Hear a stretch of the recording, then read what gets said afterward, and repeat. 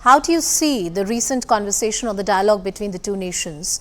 And has India made the Khalistan issue or the manner in which this K propaganda is being allowed to run amok in Canada one of the core issues, one of the central issues? Yes, indeed. The kind of discouragement which the pro-Khalistani, so-called pro-Khalistani movement is receiving in Canada has been a sore point in our relations with Canada. We have, from time to time, pointed out this to the government of Canada. Under the shelter of their own interpretation of freedom of speech and human rights, etc., etc. They have given it a clear indication that they don't seem to have any intention to put an end to this. Although the Prime Minister, while he was here, he said that they won't let it become violent. But you see, they are basically, this is essentially because of the domestic, reasons.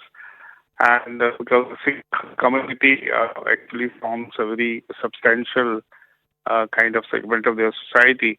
Imagine a situation when somebody, a Sikh leader who was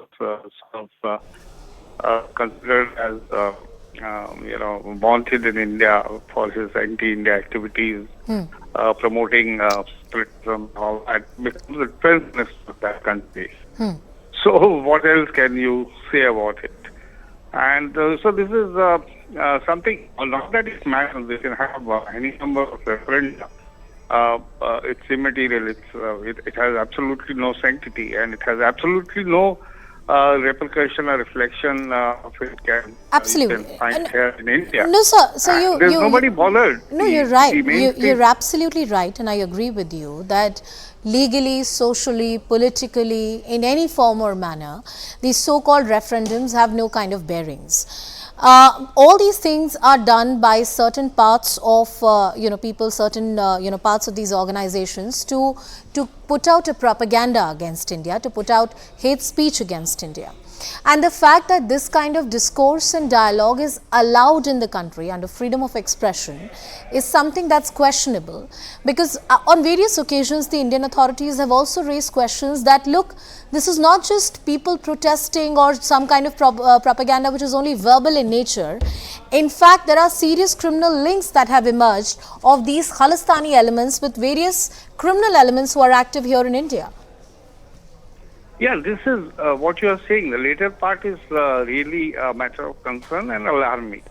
We don't mind any peaceful protest, whether it's anti-India, for that matter, any kind of protest.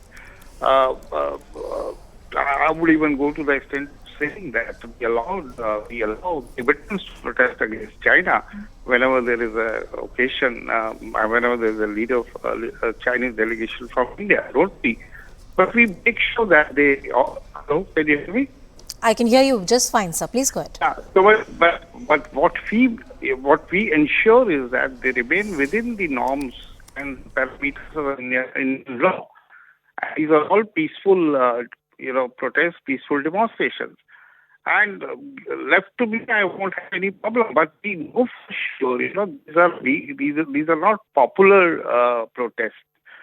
These are all orchestrated. They have links with ISI. They have links with certain undesirable criminal organizations. Therefore, the Canadian government, in their own interest, should put a curb on such activities. I agree with you there, sir. Many argue, sir, that these are perhaps the compulsions of coalition, which is guiding the Canadian administration right now. But India has all the right to assert that these kind of elements should not be allowed. I appreciate, Mr. Malhotra, you joining us on the broadcast.